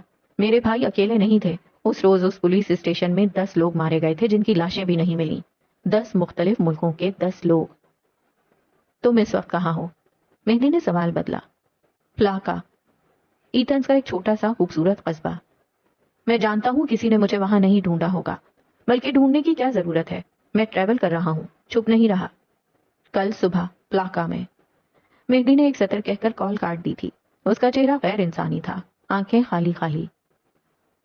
مجھے لگا تھا الفاظ کچھ بھی کر سکتے ہیں، جھوٹ لگا تھا۔ مجھے لگا تھا لوگوں کے ساتھ معصوم رہو تو لوگ آپ کے ساتھ معصوم رہتے ہیں، لیکن میں غلط تھا۔ کئی بار آپ کی زندگی ایک ان ایکسپیکٹڈ ٹرن لے لیتی ہے، اور پھر آپ کے پاس ایک ایسا ماضی آ جاتا ہے جو ہمیشہ آپ کے ساتھ رہتا ہے، کبھی نہ چھوٹنے کے لیے۔ ایتھنز کے دامن میں واقع پلاکا ایک فیری ٹیلش گاؤں ہے، جہاں کیفے، مارکیٹ، شاپس اور کئی چھوٹے اور خوبصورت ریسٹورانٹ ہیں۔ کیفیز اور شاپس کے باہر قطار در قطار سرخ نیلی کرسیاں اور چھوٹی چھوٹی میز سجی ہوئی ہیں۔ کئی پکچر اسپاٹ ایسے ہیں جہاں لوگ دھڑا دھڑ تصویر اتار رہے ہوتے ہیں۔ ہمہ وقت راہگیر اور سیاحوں کا رش اس پرسکون گاؤں کو رونق بخش رہا ہوتا ہے۔ لمبی اور پتلی سفید گلیاں جن کے فرش پر بھی سفید چونا پھیر دیا گیا ہے، اور گھروں کے دروازے مختلف رنگوں کے ہیں۔ پلاکا بلا کا دل فریب ہے۔ سفید گلیاں اگر خوشامدید کہتی ہیں تو باہر رکھے گملے سیاحوں کو دیکھ کر مسکراتے تھے۔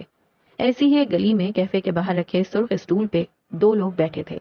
ان کے ہاتھوں میں سرخ نقش و نگار والے کپ تھے جن میں بلیک کافی تھی۔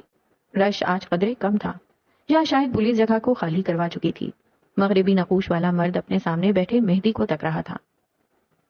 میں جانتا ہوں تمہارے ساتھ جو کچھ بھی ہوا بہت برا تھا۔ 2 سال قبل اس ٹریول گروپ نے جو ٹریجڈی دیکھی اس میں ان کا کوئی قصور نہیں تھا۔ سفید گول گلے والی شرٹ کے اوپر سفید ہی جیکٹ پہنے مہدی کہہ رہا تھا، ہر قوم میں اچھے لوگ ہوتے ہیں اور کچھ برے۔ اچھوں کو وہ سزا نہیں دی جاتی جو بروں کے لیے ہو۔ واپسی ممکن ہے، لوٹ آؤ پلیز۔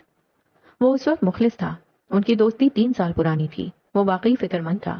زریز مسکرایا۔ وہ مسکراتا تھا تو گال میں گڑھا بنتا تھا۔ وہ ایسا تھا جس پہ ڈھیروں ڈھیر کہانیاں لکھی جائیں۔ یہ پلان، یہ انتقام آج کا نہیں 3 سال پرانا ہے۔ 10 لوگ، 10 دماغ، 10 مختلف ممالک سے آئے لوگوں کا انتقام جنہوں نے اپنے گھر والوں کو کھویا۔ وہ رکا، ایک پل کو مہدی کی آنکھوں میں دیکھا۔ کل رات میری ساری ٹیم یہاں سے جا چکی ہے۔ میں رک گیا مہدی، تمہارے لیے۔ مہدی کی آنکھوں میں شاکی سا تاثر ابھرا۔ زریز کہتا رہا، ہاں ہم نے تمہیں استعمال کیا، غلط کیا، لیکن جو کچھ میں نے اپنے انتقام کے لیے کیا وہ صحیح تھا۔ 10 دفعہ دوبارہ موقع ملا دوبارہ کروں گا۔ لیکن تم مہدی، تم میرے لیے اہم ہو، میرے دوست ہو تم۔ سب نے کہا تھا کہ تم کولیٹرل ڈیمیج ہو، لیکن سب کو کیا پتا تم میرے دوست ہو۔ میں برا ہو سکتا ہوں، میری دوستی نہیں۔ مہدی کو لگا وہ سانس نہیں لے سکے گا۔ آس پاس چلتے پھرتے عام لباس والے پولیس اہلکاروں سے اسے خوف آیا. کاش وہ انہیں واپس بھیج سکتا. میں بھاگ سکتا تھا، بلکہ میں بھاگ سکتا ہوں، لیکن میں نہیں جاؤں گا کیونکہ میں نے غلط آدمی چنا. تمہاری ریپوٹیشن، تمہاری جان، کسی کو کچھ نہیں ہوگا. میں برا ہوں، لیکن شاید تم بھول رہے ہو. Evil isn't born, it's made. Mehdi اسے دیکھے گیا.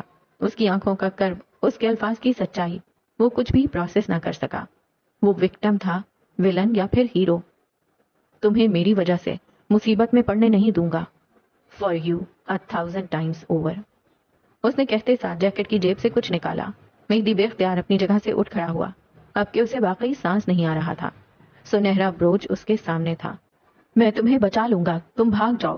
زوریز بھاگو، یہاں سے خدا کے لیے جاؤ، میری فکر مت کرو، جاؤ. وہ اس کی منت کرنے لگا تھا.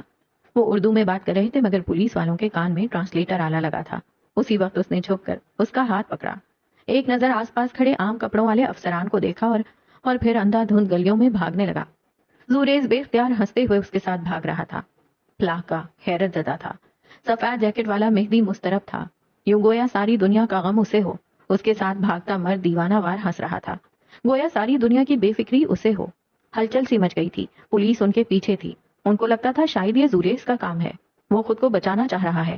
بروج اس کے ہاتھ میں تھا اور وہ گلیوں میں بھاگ رہے تھے. یہ لوگ مجھے مارنے آئے ہیں مہدی، مار کر ہی جائیں گے. بلا وجہ کی کوشش مت کرو. پھولتے ہوئے سانس کے ساتھ وہ بمشکل بول سکا. پھر ایک جھٹکے سے مہدی کا ہاتھ پکڑ کر اسے روکا. لمبی پتلی گلی میں وہ دونوں رک گئے. دونوں جانے پولیس کے اہلکار تھے. سفید گلی میں کھڑے وہ دونوں شخص اسی گلی کا حصہ لگے. For you 1000 times over. نم آنکھوں سے مسکرا کر سبز آنکھوں کو جتایا.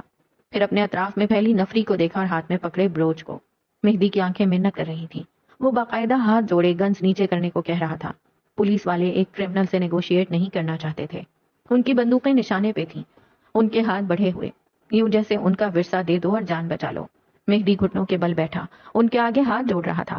زوریز مسکرایا، ٹھنڈی شفاف مسکراہٹ، اور اس نے ہاتھ میں پکڑے بروچ کو 2 ٹکڑے کر کے پھینک دیا. پھر جیسے ہر چیز رک گئی، سب کچھ سلو موشن میں ہونے لگا. پولیس کی گنز لوہا نکال رہی تھی اور وہ لوہا زوریز کے سینے میں اتر رہا تھا. مہدی نے اسے پورے قد کے ساتھ گرتے دیکھا. سفید دیواریں خون کے چھینٹوں سے بھر گئیں. گلی کا پکی اینٹوں والا فرش سرخ سیال سے بھرتا چلا گیا. مہدی اس منظر کو نہیں بھول سکتا تھا، کم از کم اس زندگی میں نہیں. اس نے محسوس کیا کہ اس کے قدموں سے جان نکل چکی تھی. وہ خود کو زمین پہ گھسیٹتے ہوئے اس کے قریب آیا. دل پہ ہاتھ رکھا. ہاتھ سرخ ہو گیا. دھڑکن ساکن، خاموش.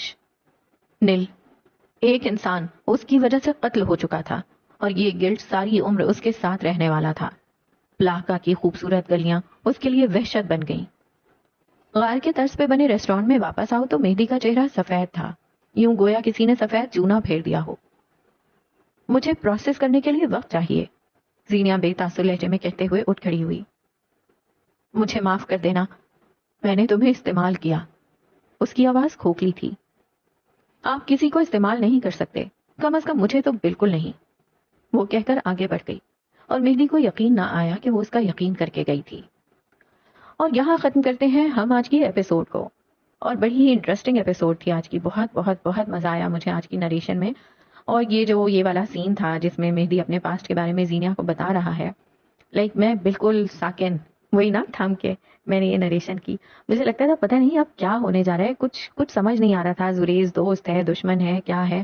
اور پھر آرٹ تھیف، یہ تو بالکل مڈ آف دا سین میں جا کے مجھے پتا لگا کہ زوریز نے اسے استعمال کیا. And at that time I was thinking کہ زوریز منع کر رہا تھا جاشیا کو کہ مت استعمال کرو اس بندے کو. وہاں سے کچھ گڑبڑ ہونے کا تو چانس تھا، لیکن یہ نہیں پتا تھا کہ اچھا چلو زوریز مل بھی گیا اس کے ساتھ. تو پھر میں یہ سمجھ رہی تھی کہ زوریز ول بی دا ولن، لیکن اینڈ تک آتے آتے زوریز ولن بھی نہیں بچا. نہ مہدی ولن ہے، نہ زوریز ولن ہے. حالات انسان کو کبھی کبھی کہاں لے آتے ہیں کہ وہ کچھ ایسی چیزیں کرنے پر مجبور ہو جاتا ہے جو آپ کے اور ہمارے پرسپیکٹیو میں غلط ہوتی ہیں. اور ہوتی ہیں غلط، ایسا نہیں ہے کہ کسی چیز کا انتقام اس طرح لینا چاہیے. کچھ چیزیں ڈے آف ججمنٹ پہ چھوڑ دینی چاہیے. اگر آپ کا یقین ہے کہ اگر اس دنیا میں آپ کے ساتھ کچھ ناانصافی ہوئی ہے تو ہوتی ہے، بہت دفعہ ہوتی ہے. لیکن یہی تو ہمارا ایمان ہے کہ وہ ساری کمیاں جو اس دنیا میں ہمارے ساتھ ہوئیں، جو لوگوں نے ہمارے ساتھ زیادتیاں کی، ان سب کا صلہ اس دنیا میں نہیں ہے. ان کے صلے کے لیے وہ دنیا ہے، ڈے آف ججمنٹ ہے، یوم آخرہ ہے. لیکن جب ہم ان ساری سچویشن سے گزر رہے ہوتے ہیں، جب یہ سب کچھ ہمارے اپنے ساتھ ہو رہا ہوتا ہے، تو شاید ہم اس پوزیشن میں نہیں ہوتے، اس مائنڈ سیٹ میں نہیں ہوتے کہ ہم ان چیزوں کو پروسیس کر سکیں. آج جس طرح باہر سے بیٹھ کے ہم لوگوں کو کہہ رہے ہوتے ہیں کہ نہیں کرنا چاہیے تھا، غلط تھا، صحیح تھا، یہ تھا، بٹ کبھی اپنے پیر ان کے جوتوں میں ڈال کے دیکھیں کہ کیا صحیح تھا اور کیا غلط تھا. اور ہمیشہ صحیح اور غلط نہیں ہوتا. انسان جو ہے نا وہ گرے ہوتا ہے. کوئی بھی مکمل طور پہ پرفیکٹ نہیں ہے. ہر ایک انسان کا کچھ نہ کچھ گلٹ ہوتا ہے، اس سے کچھ نہ کچھ غلطیاں ہوئی ہوتی ہیں جو اس نے جان بوجھ کے کی ہوتی ہیں، انجانے میں کی ہوتی ہیں. لیکن اصل بات تو یہ ہے کہ ان غلطیوں سے سیکھا کیا. تو چلیں، ہو گئی بہت ساری فلاسفی. اب ملتے ہیں نیکسٹ ایپیسوڈ میں. اللہ حافظ.